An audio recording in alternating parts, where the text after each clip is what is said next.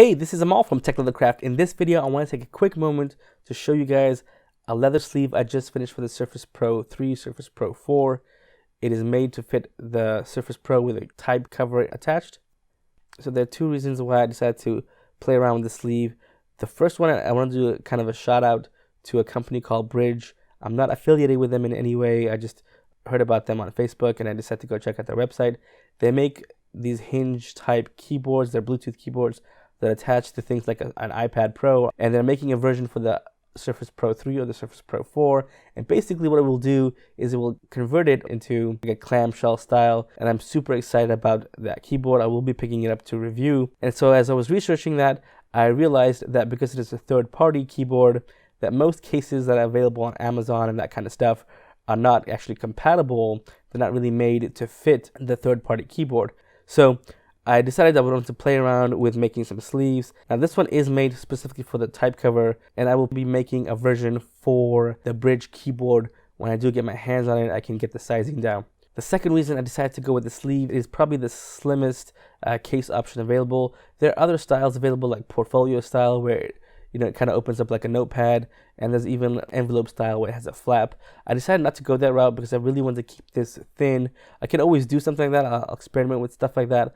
But in this version of the sleeve, I wanted to keep a really thin, slim profile. There are a couple of reasons for that. I had really wanted to be able to slip this into a backpack, a messenger bag, or my camera tech EDC bag, which I'll show you guys in a little bit. And I really wanted to be able to fit in there without really taking up too much space or bulking up the bag or getting in the way of other things. But before we get into that, let me explain this natural veg tan leather. One of the things to point out is that I did cover this with a special beeswax compound, which does give it a little bit of water resistance, a little bit of stain resistance. But natural tooling leather will pick up oils, will pick up dirt and water stains and stuff.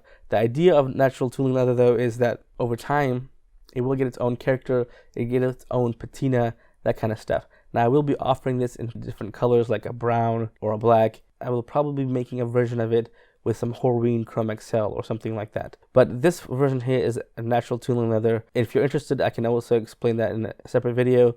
But just be aware that it will pick up oils and it will get darker over time. It will get its own color. It'll be like a light brown, golden brown color depending. You can put this tooling leather out in the sun for over a couple hours and it will actually get a shade or two darker, like almost get a tan color. I did decide to go with black stitching for my tablet sleeve, but I will be offering an option in white stitching just to show you this is what the white stitching looks like. One of the main reasons I decided to go with veg tan leather though is that veg tan or tooling leather does have a firmer temper to it. It's a little bit stiffer, has more body. Now if I used Chrome XL or a Chrome tan leather, that's softer, more pliable, some of the characteristics will be different. But I wanted something that was stiffer, and I'll explain later on in the video why. Part of it is it provides a little bit more protection to have a stiffer leather because leather itself is a little bit padded, right, naturally. Now I may do a style of this where it has padding built in and a whole lining and stuff, but for this I wanted to keep it super simple, once again really slim. And one of the main reasons to keep it slim is I do have this Low Pro hatchback. This is really a camera bag, which I use as a tech bag, as an EDC bag. It's nice because it has padded compartments. I won't go into it. If someone's interested, I'll do a review on this backpack. It does have a section in the front for a tablet to slide into. And luckily, the Surface Pro 3 and the Surface Pro 4 will fit in here without a case. So that's the other reason I went with the slim design, is I really want to be able to fit it into my backpack here. You can see that it does fit. The tablet sleeve is a little bit longer than the tablet itself, and that's to be expected. I do recognize that when I do get the Brydge keyboard, it may not fit. We'll have to kind of play with it, and I'll have to see how the tablet and the sleeve combo work out. So I've tested this out for about 2 weeks. I wanted to talk about some of the features, kind of the multi-purpose uses of this sleeve. Now, one thing that's not available on my website that I do custom orders for are things like desk pads and mouse pads. And as I was using this over the period of the last 2 weeks, I recognized that there were times where if I was sitting at a table, I could pull out the Surface, put it on the table, and I would have the sleeve resting next to the Surface. And I realized that this actually could work as a mouse pad. It could also be used as a desk pad. There are multiple ways that you could do that. First, you could just rest the whole Surface and the keyboard on top of the sleeve. and just use it to keep the surface off the surface of the table. The other way you can use it is if you flip the keyboard under and you're using the hinge and you're using it in like a tablet mode, it will keep your keys protected.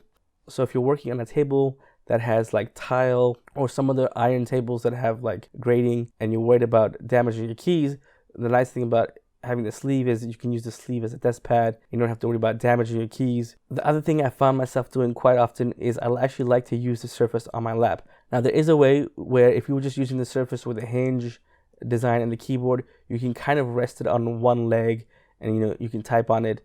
What I found was if I slipped the sleeve underneath kind of lengthwise and just use it as kind of like a stand, and I could actually balance that a little bit better in my lap or on one knee, for example, and it actually ended up working out. Now that feature is accomplished a little bit easier because it is Veg 10 tooling leather.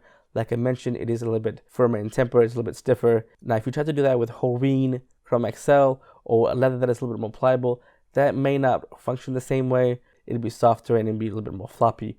That is one of the benefits of the tooling Veg 10 leather, because it does provide a little bit more support if you decide to use it as a stand. I did use a nice thick elastic. It's a 3-inch wide elastic to hold the pen. Now if I decide to list this on the website, I might have an option for with or without elastic.